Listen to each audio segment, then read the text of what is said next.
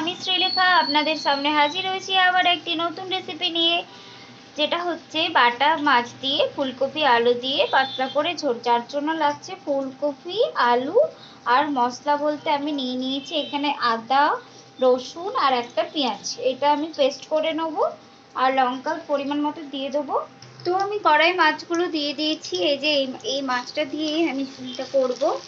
তো মাছগুলো অর্ধেক পাঁচটা ভাজা হয়ে গেছে।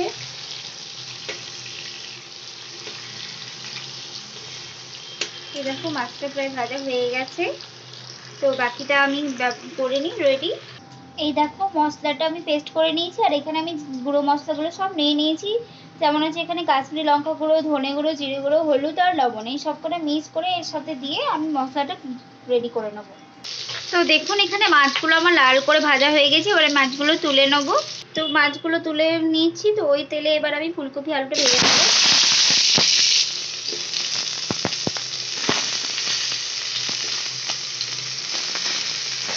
এখানে আমি আরও একটা জিনিস অ্যাড করেছি, সেটা হচ্ছে এই যে আমের আচার, যেটা আমি ঘরে বানিয়েছিলাম।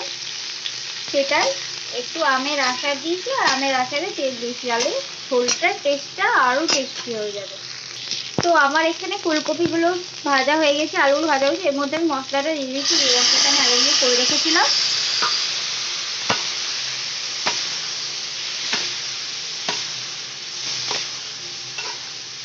তো এটা একটু ভালো করে কষা হয়ে যাক।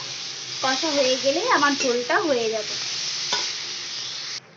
আজ আমার সত্যি খুব কষ্ট হচ্ছে, তার কারণ আমার আজকের যে আদরের শখের তোষা পাখি উড়ে চলে গেছে। আমার বর ওকে এনে দিয়েছিল যখন ওর বয়স ছিল 25 ডেজ। তখন থেকে আমি ওকে আমার নিজের হাতে যত্ন করে আদর করে মানুষ করেছিলাম। আজকে ওর বয়স ছিল মাত্র 4 মাস। ও ভালো করে উঠতেও পারে না। জানি না ও মানে কিভাবে বেরিয়ে গেছে না পড়ে গেছে। আমরা থাকি 3 তলাতে। তো এবার 3 তলা থেকে সামনে অল্প একটু গেট খোলা ছিল আমার দরজা, ওখান থেকেই ও বেরিয়েছে এবং টবে উঠেছে। টব থেকে কোনো রকমে পড়ে গেছে ভোরবেলাতে। আমরা তখন ঘুমাচ্ছিলাম, ভোরে উঠেছিলাম, তখন আমি দেখেছিলাম ছিল, কিন্তু তারপরে উঠে যখন আমি ডাকছি টুসি টুসি করে, ও আসছে না। ওর নাম দিয়েছি আমি টুসি। জানি না, তবে এটাই চাইবো ও যেন যেখানেই থাকুক ভালো থাকুক, সুস্থ থাকুক, ওর যেন কোনো ক্ষতি না হয়। তো দেখো আমার ফুলকপি আলুর মাছের ঝোলটা প্রায় হয়ে গেছে। তো এবার এর মধ্যে আমি মাছগুলো দিয়ে দেবো, তবেই আমার কমপ্লিট হবে ফুলকপি আলু মাছের ঝোল।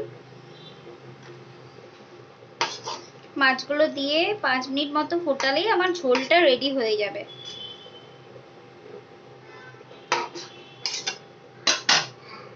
তো দেখো আমার ঝোলটাও কমপ্লিট হয়ে গেছে। তো এরকম নিত্য নতুন ভিডিও পেতে আমার চ্যানেলটিকে সাবস্ক্রাইব করে রাখবেন, বেল আইকনটি টিপে রাখবেন, যাতে নতুন নতুন ভিডিওগুলো দেওয়া মাত্রই আপনাদের কাছে চলে যায়। তো আজকের মতো এটুকুই থাক। যদি ভিডিওটি ভালো লেগে থাকে একটি শেয়ার করবেন, একটি লাইক করবেন, একটি কমেন্ট করবেন, আর পারলে একবার এরকমভাবে ঝোলটা বানিয়ে খেয়ে দেখবেন। সত্যি ভালো লাগবে খেতে। ভাতে, গরম ভাতের সঙ্গে এই মাছের ঝোলটা জাস্ট অসম লাগবে খেতে।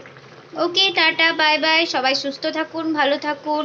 পরের ভিডিওতে আবার আসবো। আমি শ্রীলেখা, বিউটি কুইন শ্রীলেখা, আপনাদের সামনে নিয়ে আসবো নতুন ধরনের রেসিপি।